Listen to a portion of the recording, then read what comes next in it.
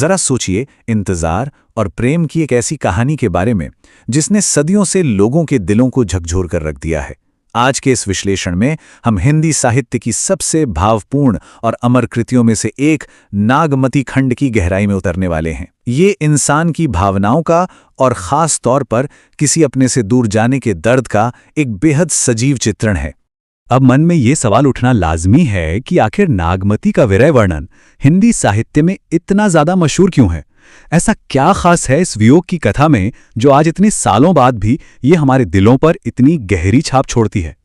इसका जवाब असल में हमें इंसानी भावनाओं के सबसे शुद्ध और सच्चे रूप की तरफ ले जाएगा। तो इस पूरी चर्चा में हम सबसे पहले पद्मावत और उसके रचयिता को समझेंगे, उसके बाद नागमती की विरह व्यथा, बारहमासा का कॉन्सेप्ट, जायसी की बेजोड़ काव्य शैली और अंत में हिंदी साहित्य में इसके अमूल्य स्थान पर बात करेंगे। तो चलिए सबसे पहले बात करते हैं पद्मावत और मलिक मोहम्मद जायसी की ऐतिहासिक पृष्ठभूमि के बारे में। एक बड़ा ही दिलचस्प और हैरान करने वाला फैक्ट यह है कि नागमती खंड असल में सूफी प्रेम परंपरा से गहराई से जुड़े कवि मलिक मोहम्मद जायसी की रचना है। उत्तर प्रदेश में जन्मे जायसी ने 1540 ईस्वी में पद्मावत की रचना की थी। और क्या आपको पता है, यह मूल रूप से फारसी लिपि में लिखी गई थी। मतलब यह उस दौर की अद्भुत सांस्कृतिक विविधता का क्या बेहतरीन उदाहरण है। भक्तिकाल की उपज माना जाने वाला ये पद्मावत असल में एक महान प्रेमाख्यानक यानी एक एपिक रोमांटिक गाथा है। जायसी ने अपनी बात कहने के लिए राजदरबारों की वो मुश्किल और जटिल भाषा नहीं चुनी। इसके बजाय उन्होंने आम जनमानस की बहुत ही सरल और मीठी अवधी भाषा का इस्तेमाल किया ताकि कहानी सीधे लोगों के दिलों तक पहुंच सके। कहानी का प्लॉट कुछ इस तरह सेट होता है। चित्तौड़ के राजा रतन सेन अपना राज्य और अपनी रानी नागमती को पीछे छोड़कर चले जाते हैं। बस यहीं से शुरुआत होती है नागमती की उस अंतहीन प्रतीक्षा और तड़प की, और यही तड़प इस पूरे खंड का मुख्य आधार है। अब आते हैं इस कहानी के सबसे भावुक हिस्से पर, नागमती की विरह व्यथा। देखिए, यहां विरह शब्द का मतलब सिर्फ किसी से दूर जाना नहीं है। ये उस भयानक दर्द, व्याकुलता और बेचैनी का नाम है जो किसी अपने से अलग होने पर महसूस होती है। एक ऐसी तड़प जो महलों की हर सुख सुविधा को एकदम फीका और व्यर्थ कर देती है।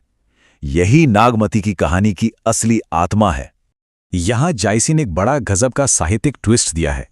वैसे तो पद्मावत एक प्रेम कथा है, तो होना यह चाहिए था कि श्रृंगार रस हावी रहे, लेकिन नागमती खंड में श्रृंगार रस एकदम पीछे छूट जाता है। उसकी जगह करुण रस यानी गहरा शोक सबसे प्रमुख भावना बन जाता है। यह दर्द इतना असली है कि इसे महसूस करते ही आंखें नम हो जाती हैं। नागमती यहां एक पूर्णतः समर्पित पतिव्रता नारी का प्रतीक है। उनका यह विशाल दुख इसलिए नहीं है कि उनसे कोई राजपाट या सुख छिन गया है, बल्कि यह दुख पूरी तरह से उनके दाम्पत्य प्रेम से उपजा है। यह एक सच्चे और समर्पित हृदय की बिल्कुल शुद्ध पीड़ा है। चलिए अब आगे बढ़ते हैं बारहमासा और प्रकृति के मानवीकरण की तरफ। यहीं से बारहमासा शैली की एंट्री होती है। बारहमासा मतलब साल के 12 महीनों में बदलते मौसमों के जरिए विरह के दर्द को बयान करना।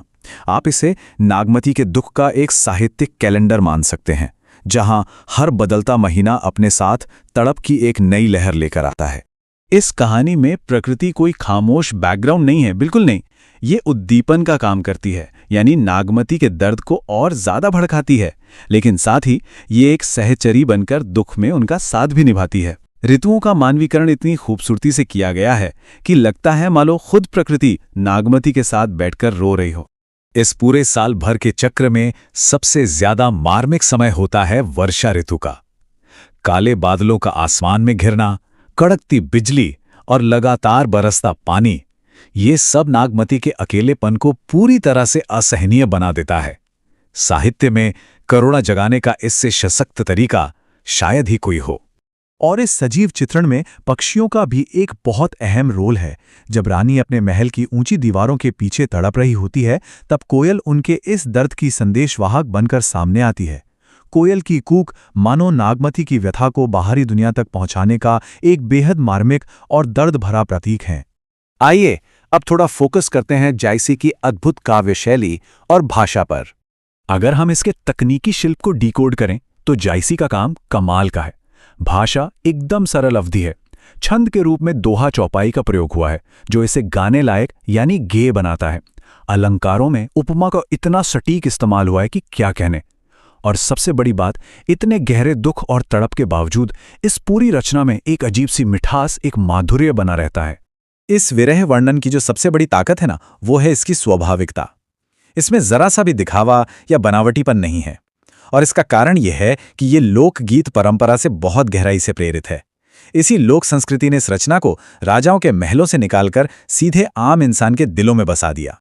और अब हम आते हैं अपने आखिरी हिस्से पर, हिंदी साहित्य में इस रचना का अमूल्य स्थान।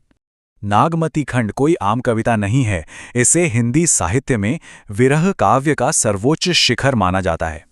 जरा सोचिए, एक पुरुष कवि होने के बावजूद जायसी ने नारी हृदय और एक त्यागमयी पत्नी के दुख को जिस प्रामाणिकता और भावुकता के साथ कागज पर उकेरा है, वो वाकई अद्वितीय है, अनमैच्ड है।